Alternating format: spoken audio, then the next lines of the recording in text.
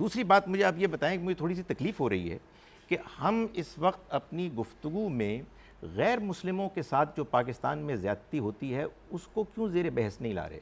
असल में ये एक मिजाज है अदम बर्दाश्त का। इंसानी जान क्या यानी गाजर मूली है कि उसको आप काट दें और उसके बाद कोई उसको उसके ख़िलाफ़ एहतजाज करने वाला ना हो। इंसान और मुसलमान या तो इंसानों का हमदर्द होगा या वो नहीं होगा। और मुझे बड़ी तकलीफ़ होती है जब मैं ये जवाब सुनता हूँ कि जब ये कहा जाता है कि यकीनन अमेरिका के पॉलिसीज़ से और ड्रोन अटैक से कौन इत्तफाक करता है, वो इस वक्त जो कुछ कर रहा है वो ज़्यादती कर रहा है। लेकिन सवाल ये है कि हम उसको कंट्रोल कर सकते हैं। जब उनका हमला होता है तो हमें ये बताया जाता है कि वो लोग कि जिनके ऊपर ये ज़्यादती होती है वो फिर ये तय करते हैं कि अगर ए पाकिस्तानियों तुमने उनको नहीं रोका तो हम भी तुम्हारे लोगों को मारेंगे। ये मुसलमान कर सकता है? ये एक अल्लाह से डरने वाला इंसान रद्द अमल में कह सकता है? आदमी ये कहे कि अगर आप उनको रोकें तो हम आपके साथ हैं, लेकिन किसी ने मेरे साथ ज़्यादती की है, मैं उसके बदले में किसी निहत्ते किसी मासूम इंसान के साथ ज़्यादती नहीं कर सकता। हमारे यहाँ मजहबी अंडरस्टैंडिंग में उसको बयान करने में, लोगों के जहन वाजे करने में यकीनन कन्फ्यूजन है। उस कन्फ्यूजन को दूर होना चाहिए। अभी एक ब्रेक का वक्त हुआ है, ब्रेक के बाद गुफ्तगू यहीं से शुरू होगी। आप देखते रहिए बदलता पाकिस्तान।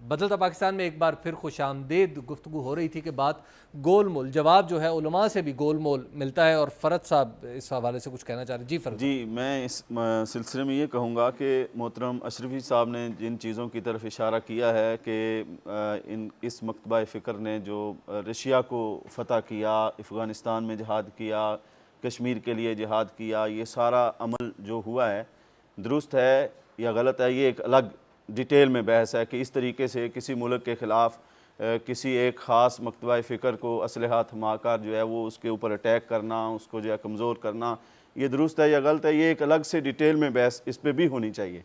इस जो पिछले 30-35 साल हैं, इस वक्त जो है वो इतना असलहा आम कर दिया गया है। हर घर में असलहा तैयार हो रहा है, असलहा साज फैक्ट्रियाँ बन गई हैं, बच्चों के पास कलाशन कोफ़े हैं। हम जब सवात के विज़िट के लिए गए, छोटे छोटे बच्चे बकरियां चराने वाले हाथों में कलाशन कोफ़े पकड़े हुए हैं।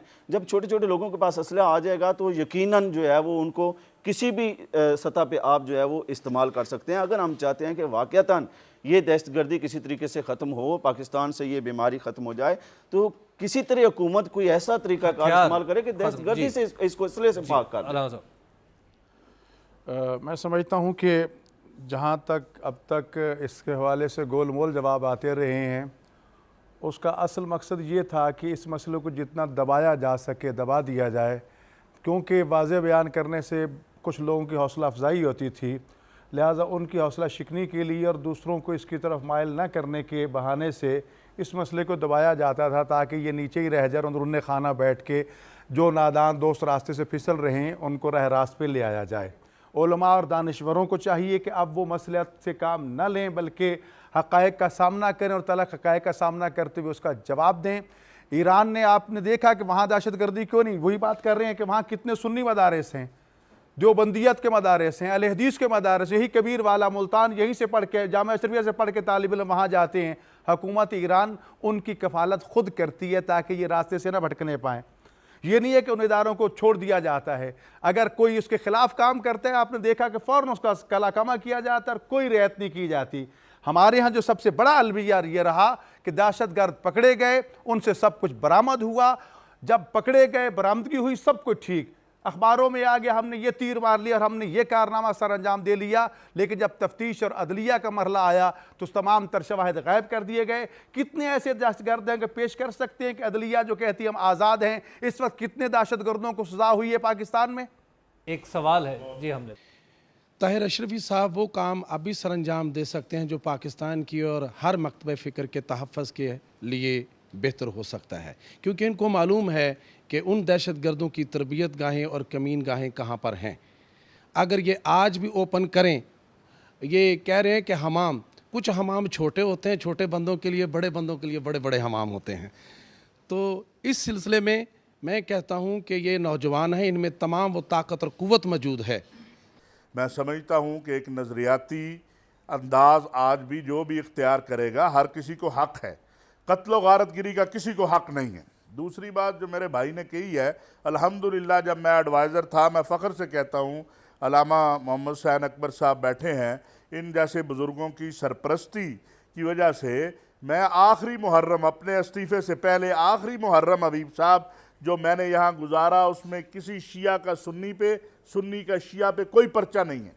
वो इसलिए कि मैं मुहर्रम के अय्याम के अंदर या वैसे भी मैंने अपने आप को अपने दोस्तों के लिए, चारों मकातिब फ़िक्र के लिए, और मेरा मकतबा फ़िक्र मेरे से नाराज़ था, जबकि दूसरे तीनों मकतबा फ़िक्र जो थे वो मेरे साथ इस कदर खुश थे, मैंने उनके लिए अपने आप को आसान बनाया हुआ था। साने अदालत दरबार पे जो वज़ीर आला ने कमेटी बनाई है, वज़ीर आला साहब बड़ी माजरत के साथ उस कमेटी से फ़िरक़ावारियत जन्म ले रही है।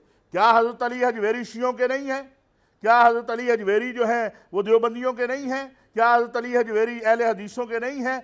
आप क्यों खुद हुक्मरान जब खुद फ़िरका बन जाते हैं, और आज यही हो रहा है, ये इसलिए इजाफा हो रहा है। आज हमारा वफाकी वज़ीर दाखिला जो है उसको बेखबर तरीन वज़ीर दाखिला है, मैं माज़रत के साथ कहूँ, लेकिन वो खुद जो है फ़िरक़ावारियत फैलाने का सबब बन रहा है। मैं चूँकि अभी बात हुई है, मैं कहना चाहता हूँ कि जब मेरे पास चंद दिन पहले अल्लामा अब्दुल जलील नकवी साहब भी थे, मौलाना मोहम्मद अहमद लुधियानवी साहब भी आपने ज़िम्नन जिक्र किया, जब ये दोनों अल्लामा साजिद नकवी जब ये खड़े होकर कह रहे हैं कि जो बदमाशी करता है पकड़ो लटकाओ, जो दहशतगर्दी करता है लटकाओ, हम उससे बरी हैं, हुक्मरानों को फिर कौन सी चीज़ रुकावट है? मैं नहीं समझता हूँ कि आज भी हमारे अंदर कोई इतनी कमी आ गई है कि हम इस दहशतगर्दी से नहीं निपट सकते, लेकिन उसके लिए रास्ता मुतय्यन करना होगा। उसके लिए वही बात मैं फिर कहूँगा कि लाहौर का बच्चा भी उतना ही कीमती है जितना वज़ीरिस्तान का बच्चा कीमती है। जी, अगला सवाल है जी मेरे दोस्त।